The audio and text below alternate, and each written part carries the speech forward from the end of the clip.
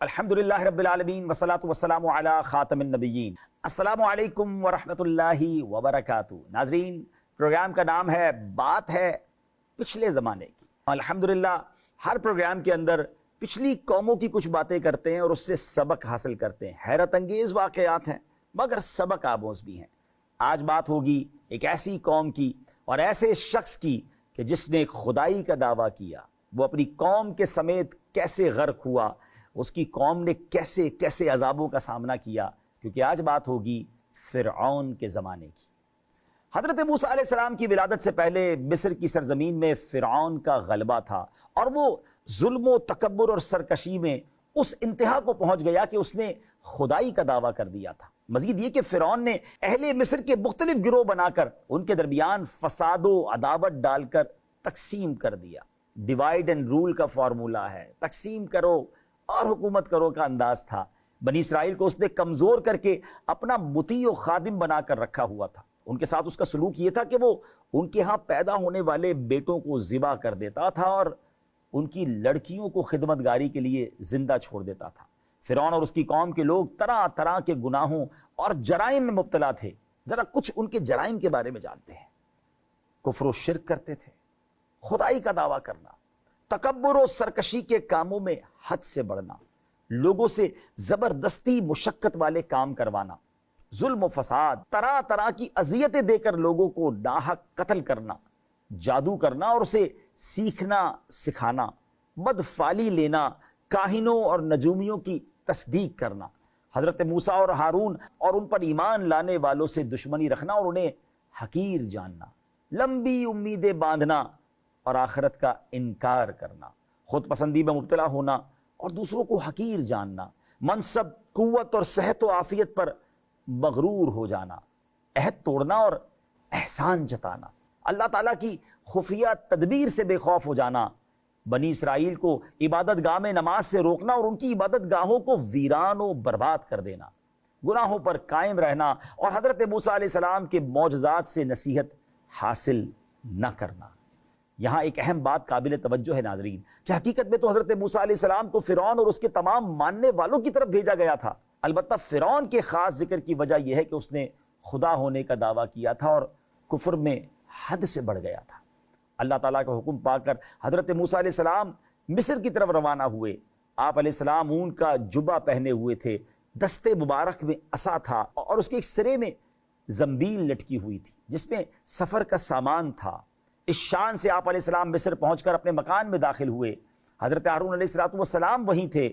آپ نے انہیں خبر دی کہ اللہ تعالیٰ نے مجھے رسول بنا کر فرعون کی طرف بھیجا ہے اور آپ کو بھی رسول بنایا ہے کہ فرعون کو خدا کی طرف دعوت دو۔ یہ سن کر آپ کی والدہ صاحبہ گھبرائیں اور حضرت موسیٰ علیہ السلام سے کہنے لگی کہ فرعون تمہیں قتل کرنے کے لیے تمہاری تلاش میں ہے، جب تم اس کے پاس جاؤ گے تو وہ تمہیں قتل کر دے گا۔ لیکن حضرت موسیٰ علیہ السلام حکم الہی پر عمل کے لیے حضرت ہارون علیہ السلام کو ساتھ لے کر فرعون کے ہاں پہنچے۔ فرعون کو خبر دی گئی اور صبح کے وقت آپ علیہ السلام کو بلا لیا گیا۔ آپ علیہ السلام نے وہاں پہنچ کر اپنی رسالت کے بارے میں اسے بتایا۔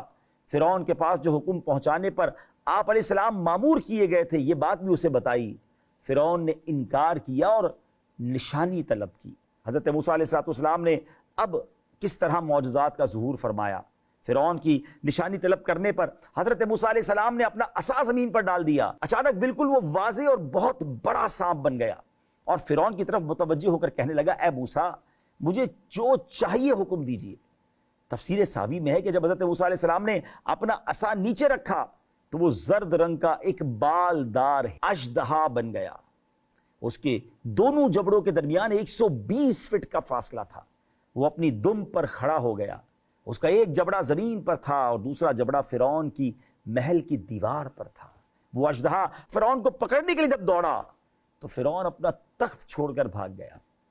گھبرا کر حضرت موسیٰ علیہ السلام سے کہا کہ اس کی قسم جس نے تمہیں رسول بنایا ہے اسے پکڑو۔ حضرت موسیٰ علیہ السلام نے اسے اپنے دستے مبارک میں لیا تو وہ پہلے کی طرح عصا بن گیا۔ فرعون کہنے لگا، اس کے سوا اور بھی کوئی معجزہ ہے؟ آپ علیہ السلام نے فرمایا، ہاں۔ آپ علیہ السلام نے اپنا ہاتھ گریبان میں ڈال کر نکالا تو اچانک اس سے سورج کی سی شعاع ظاہر ہوئی جس سے دیکھنے والوں کی نگاہیں چکا چوند ہو گئی۔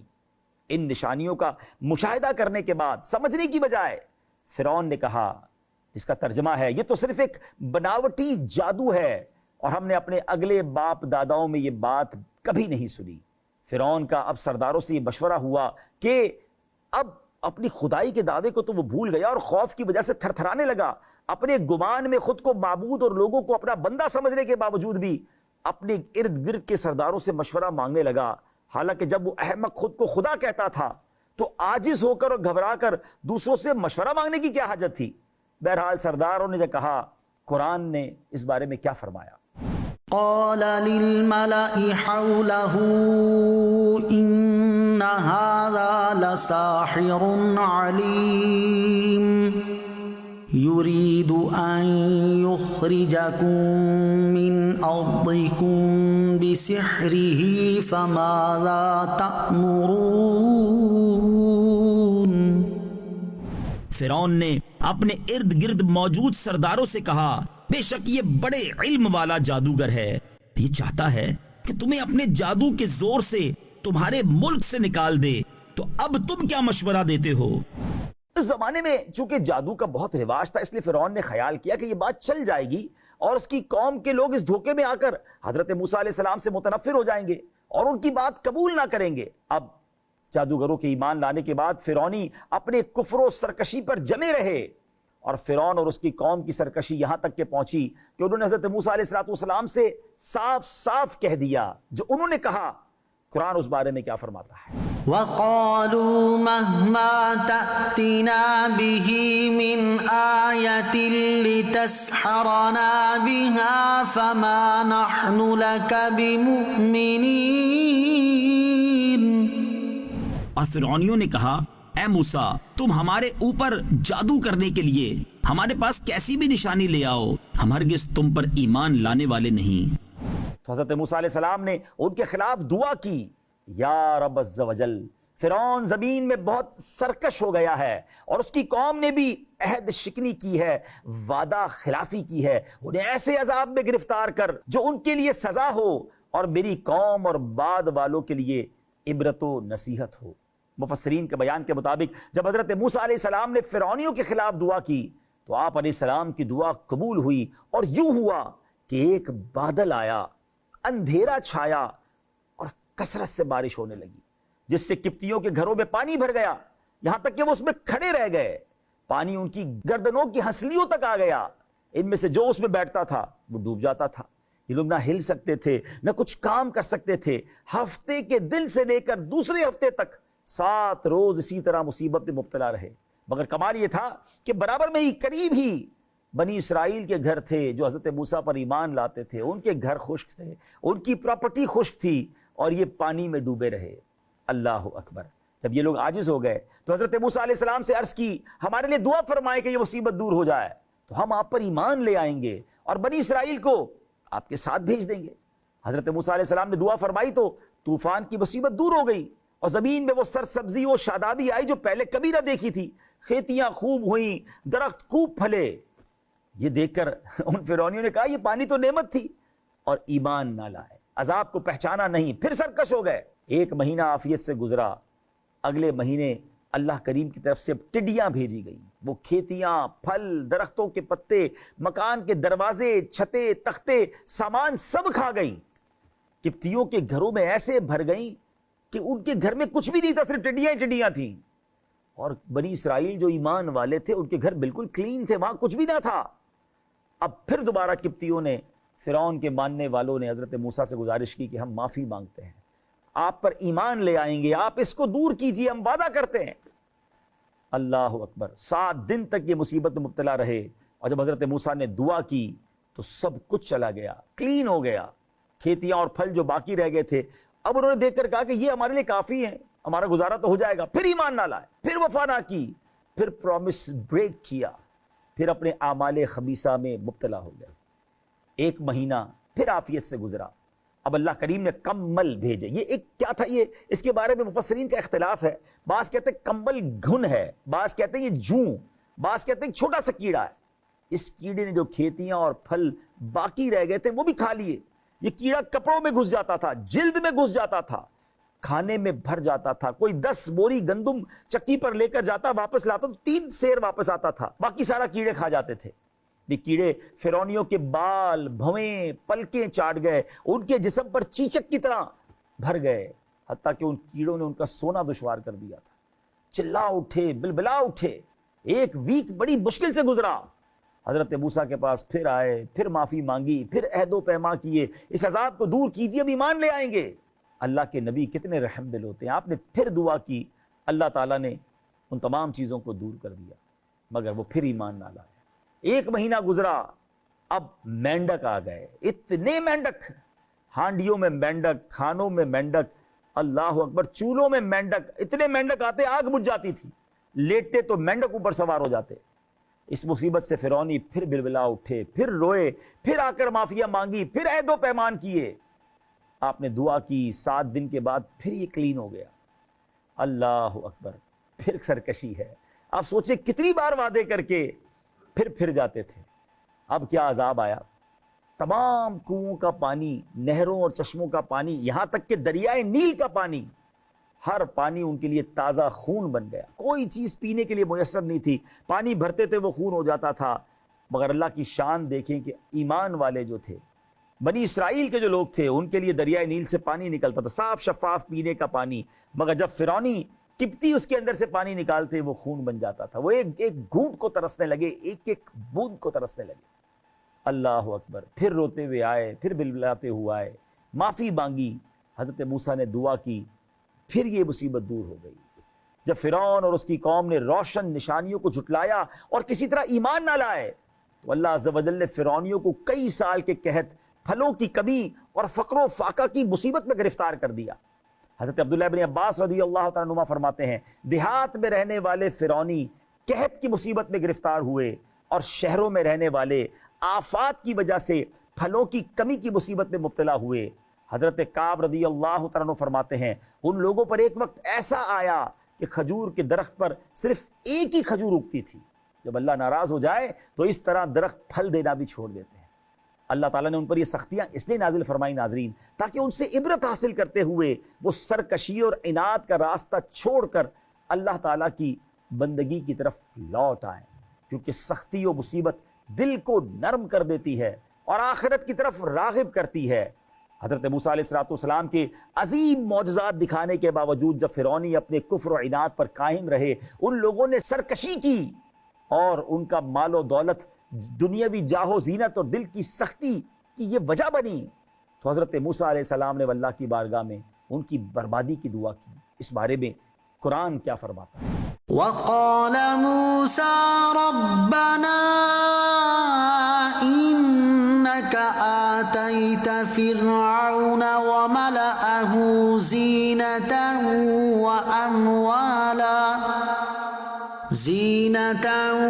وأموالا في الحياة الدنيا ربنا ليضلوا عن سبيلك ربنا اطمس على أموالهم واشدد على قلوبهم فلا يؤمنوا حتى يروا العذاب الأليم.